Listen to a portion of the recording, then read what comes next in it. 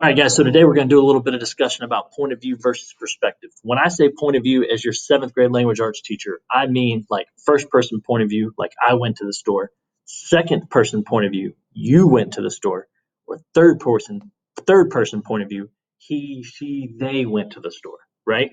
So, but that can be mixed up with perspective, which is the story through the eyes of a character or from that character's point of view, right? That's why those words get interchanged. So we are talking about perspective today. So I can't play this video for you here, but go ahead and watch it. It gives you a good idea of the Three Little Pigs retold through the perspective of the big bad wolf. Okay, so we always heard the story from the perspective or the side of the Three Little Pigs. Now I'm giving it to you from the side of the big bad wolf. And I want you to think in terms while we're talking about this, the perspective of the story through Salva's eyes and the perspective of the story through Nia's eyes, right? And how they're having similar experiences. Okay. So let me move my dude over here for a second.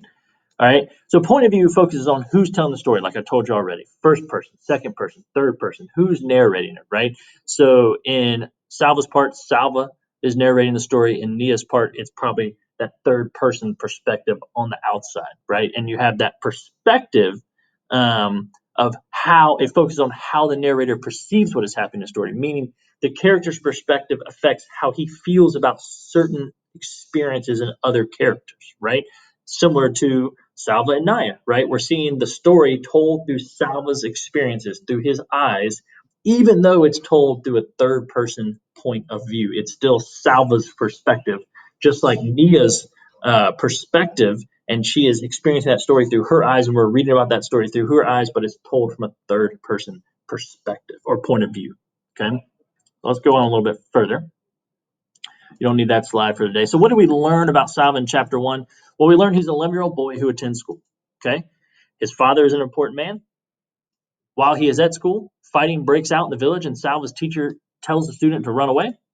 And Salva's country is in the middle of a civil war. Okay, that's what we learned about Salva. That's from his perspective, and those things that happened right there are going to shape his experiences.